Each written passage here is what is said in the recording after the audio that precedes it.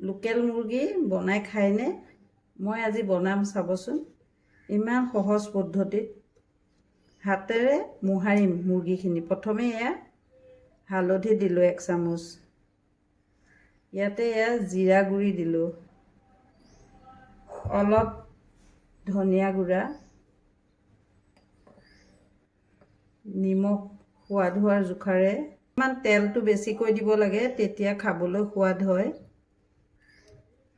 এয়া এতিয়া হাতেৰে মোহাৰি আছোঁ। এইখিনি মই 5 মিনিটমান সময় এনেকৈ হাতেৰে মোহাৰিব লাগিব। মছলাত মোহাৰোতে মুৰ্গীৰ মাংসখিনিত মছলাটো সোমাই যাব। আদা নহৰু নিদিলেও পিঁয়াজ সৰহকৈ দিলেও ভাল লাগে। অকল পিঁয়াজ দিও বনাব পাৰি। এইখিনি মই এনেকৈ মোহাৰিম, অলপ সময় মোহাৰি থাকিম। যিমানে মোহাৰিম সিমানে পাগ উঠিব।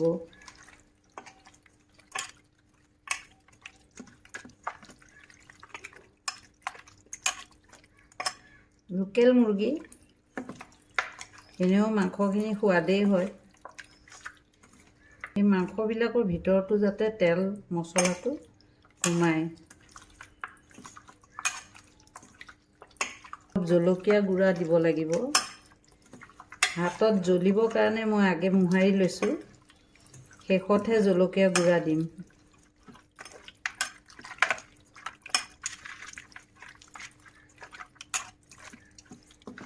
আগতে মাহঁতক দেখোঁ এনেকৈ বনায়,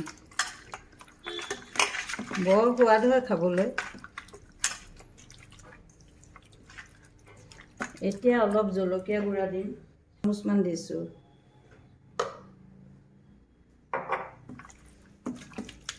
জলকীয়া গুড়া বেছিকৈ মোহাৰিবলৈও ভয় লাগে।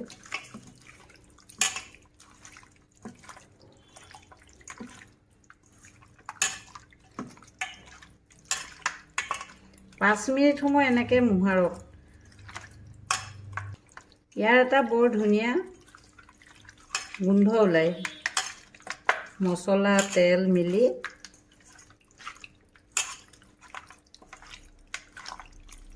এতিয়া 10 মিনিট সময় মই ঢাকনা মাৰি বন্ধ কৰি থ'ম।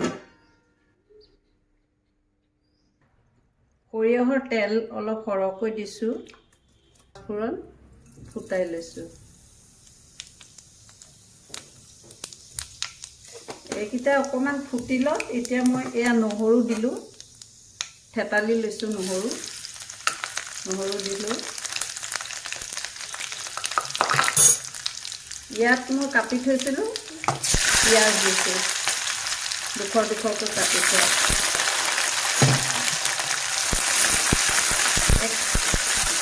সহজভাৱে বনোৱা মুৰ্গীৰ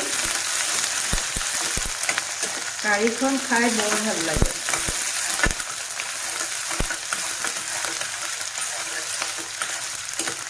পিঁয়াজখিনি অলপ ভাজিম, বেছি নহয়।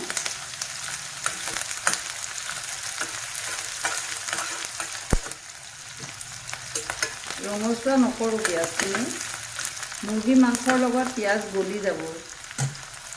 এইখিনি মই ৰেডি কৰি থোৱা এয়া মাংসখিনি, যিখিনি মই মেৰিনেট কৰিলোঁ হাতেৰে।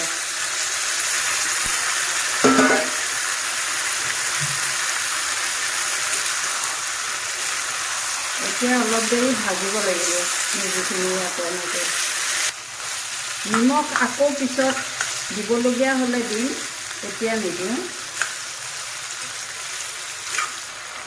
এয়া এনেকৈ ভাজিব। এই দেখিছে পানীখিনি শুকাই গৈছে, মুৰ্গীখিনিও ভাজা হৈছে।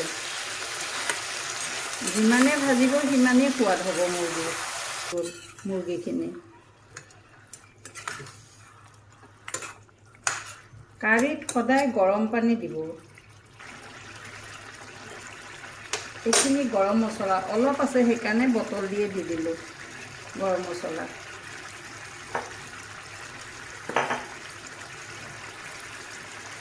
দৰকাৰ হ'লে নিমখ দিব আকৌ। গৰম পানী, সদায় গৰম পানী দিব কাৰীত। এইখিনি পানী দিছোঁ, এইখিনি পানীৰে সিজিও যাব আৰু অলপ জোলৰ কাৰণেও ৰখিব। এই যে কণীকেইটা আছিলে এই এতিয়া দিছোঁ, নহ'লে ভাঙি যাব। তেজপাত ধুই লৈছিলোঁ, এই 3টা তেজপাত ধুই লৈছিলোঁ। এইকেইটা এতিয়া মই ইয়াত পুৰি পেলাই দিম। আমাৰ আম্মাজীয়ে আগতে কয় তেজপাতটো বোলে পুৰি পেলাই ঢাকনা মাৰি দিলে বেছি ধুনীয়া গোন্ধায়। সেইটো পদ্ধতিয়ে লওঁ। ইয়াত তেজপাত 3টা পুৰি পেলাই দিলোঁ।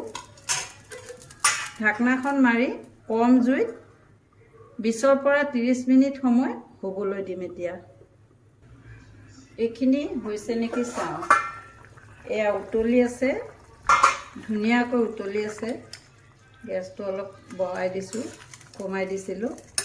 কণী যে দিছিলোঁ এয়া সিজি গৈছে। মুৰ্গীৰ মাংসও সিজিছে। ইয়াতকৈ আৰু শুকুৱাব নালাগে। লোকেল মুৰ্গীৰ জোল খায়ে ভাল লাগে। ধুনীয়াকৈ সিজি গৈছে, পিঁয়াজ গলি গৈছে। লোকেল মুৰ্গীৰ জোল খাব লাগে সদায়। এতিয়া মই এয়া আমাৰ লোকেল যিটো ফ্ৰেছ ধনিয়া লৈছোঁ, অলপ ওপৰত কাটি দিম। এইটো অপশ্যনেল, আপুনি ইচ্ছা কৰিলে দিবও পাৰে, নিদিবও পাৰে। কিছুমানে ধনিয়া গোন্ধটো আকৌ বেয়া পায়, সেইকাৰণে আপুনি ইচ্ছা অনুযায়ী দিব। আৰু কেইডালমান দিছোঁ মই। এতিয়া মই ধনিয়া দি পুনৰ 5 মিনিট সময় আকৌ ঢাকনা মাৰি থৈছোঁ। জোল এয়া বাতিটোত ওলাই মই দেখাইছোঁ। আপোনালোকে এনেকৈ ট্ৰাই কৰিবচোন খাবলৈ। এতিয়া লোকেল মুৰ্গী বৰ সোৱাদ খাবলৈ। এয়া কণীৰ বাঁহটো বহুত সোৱাদ হয়। এয়া জোলখিনি চাওকচোন, কি ধুনীয়া পাতলা জোল, কিন্তু গহীন জোলখিনি। এনেকৈ বনাই আপোনালোকেও ট্ৰাই কৰিব।